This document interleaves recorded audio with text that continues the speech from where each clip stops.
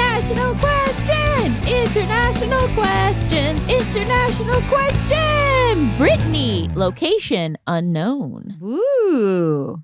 Very spooky and mysterious. So Brittany, TLDR. How do you heal from a friend breakup when you weren't given a chance to speak your truth? Ooh. Hi, Gabby and Allison. I'm Brittany, she, her, and just went through a really rough friend breakup with someone I'll call Tina, she, her. For context, I've been friends with Tina for almost 6 years, and we have never once fought before this friendship-ending event. She was supposed to visit me in the city I live in for 5 days the week of my birthday a few months ago. It would have been her first time visiting me. She was staying in my apartment with my partner and I. We had planned it for months beforehand, and we were so excited. I've taken COVID very seriously since the beginning, and up until this happened, I thought Tina was doing the same. This matters, I promise. About a month before she was supposed to visit, we were talking logistics over Marco Polo, a video messaging app, as she still wasn't sure if she was going to be flying or driving to see me. In a video she sent to me, she said she had something to tell me that she had been afraid of saying, which was that she no longer wanted to get vaccinated.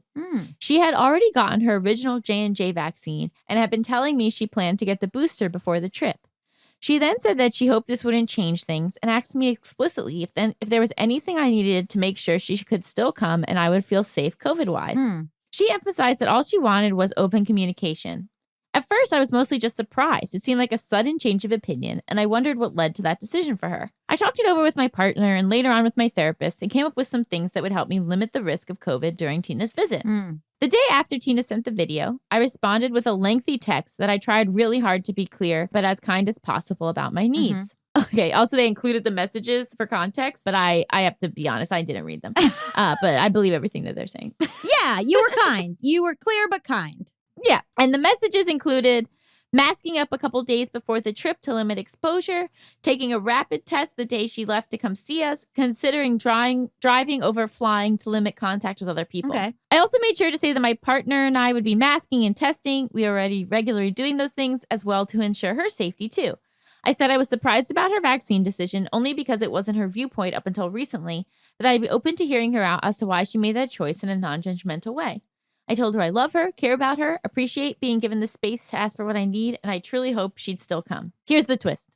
The next day, she responded with a short text, basically cutting me out of her life and asked me not to respond. She said I used her decision as leverage for an entire friendship with her, that I was no longer a safe person, and ended the relationship in about 5 sentences. She then immediately blocked my number and all mine and my partner's social media accounts. I haven't spoken to her since. This has been really devastating and felt so sudden. I truly tried to be so careful and loving while also giving myself permission to ask for what I need after she asked me to. I felt like my words got flipped around and turned toward me to make me look like a horrible person, and then the decision to block any and all communication afterwards hurt more. So I was also not allowed to clear the air, explain, or even stand up for myself. This is a pattern I've experienced in relationships where people have cut me off and left me no room to speak, which she also knows about. It was so hurtful to know that she would do that to me knowing my past. I've done the thing where you write a letter you don't send, but it doesn't satisfy the feeling of wanting to actually be heard by the person that should hear you. It's been a couple months and I've gone through the phase of feeling fine, and then maybe it was even for the better that she's not in my life. But I've circled back to this feeling of anger and hurt recently, and it sucks to have nowhere to put those feelings that actually gives relief. So how do I move through and release it? How do I feel heard in a case where I have no way to communicate my feelings? Thank you for reading all of this and for all that you both do. You have been such a source of joy and wisdom for so many years for me, and I am so grateful. The first thing that I want to say is that when someone says, hey, let me know how to accommodate you about this, sorry. And then you write back and say what you want your accommodations to be, and then they're put out, they were never offering that in the first place. Like, she wanted you to go, no. It's fine. Just keep the same plan. Don't worry about it. She was a person who wasn't actually asking for what she could do to make you feel safe. She was hoping that you would just say nothing. But she wanted to seem like the type of person who would do these accommodations. And she actually did not. When you then communicate the boundary, they're like upset about the boundary being communicated. I think sometimes we've done ourselves a disservice with all this therapy language that we've let permeate society, because people know enough to say, oh, thank you so much for, let me know what I can do. But then when the person actually comes back and says, this is what I need you to do, they're like, oh, this is a burden. And then so I think that is maybe partially what happened here. I also wonder, we've talked before on this show about how COVID has really drawn a line in the sand for a lot of people. And, I follow a Reddit. Again, I know I talk about Reddit a lot. I follow a Reddit called QAnon Casualties, which is for people who have friends and family in their lives who have been sort of taken in by this rhetoric that has made them not want to become, has been divisive. The way that, this person said, I don't feel safe and you've shown me that you're this type of person and blah, blah, blah, and blocked you is kind of a lot of what I see people saying has happened to them when they've lost a loved one to QAnon theories. And so it seems like this is kind of a thing that I think is probably relatable to a lot of people because I see people expressing such pain and hurt and confusion in that subreddit, where they're like, my mom did this to me. My best friend did this to me. My, favorite cousin did this to me. It's kind of like happening more and more and more.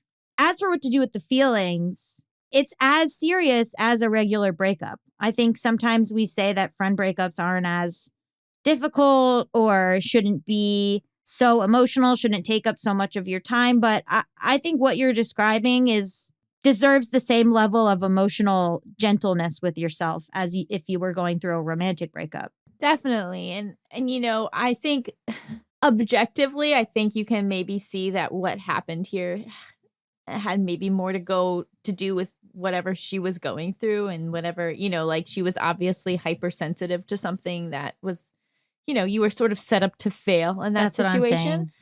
But I think this is so tricky, right? But I think what you have to realize maybe is you're looking for another person to heal you and really kind of examining why do you need another person to hear you out for you to grow and move past something, because ultimately, like, I've really had to learn that, like, this idea of closure and of being heard and of being understood, sure, it's great in theory, but it is so rare to have that actual experience. I don't know if we're allowed to talk about this, but like when we had our falling out, Gabby, you wouldn't answer my phone calls and I wasn't allowed to talk to you about anything.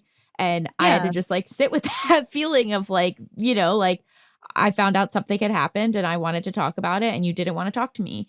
And then I was like, okay, what do I, like I think we've talked about it. I don't think this is news to anybody. Yeah. But this friendship that it had been so huge in my life, suddenly I wasn't even allowed to talk about the disillusion of it with the person. And it was wild.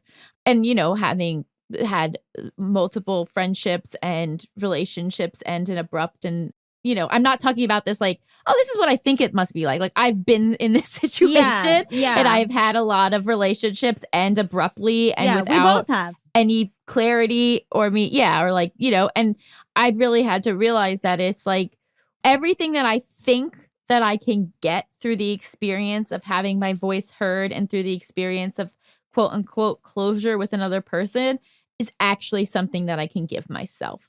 Yeah. That it is like actually a healing and growth and perspective that I am able to provide for myself. Also, through talking it out with other people around me. It's not just like an internal monologue, but there is something to talking it out with your partner, talking it out with a friend, talking it out with a therapist. It's not like you need to process it completely on your own. And nor did I for any of these situations, but expecting the other person involved to provide you with something, I think, again, in a way sets you up to fail because they're not going to. And so I think really recognizing that you can get to that same place without them.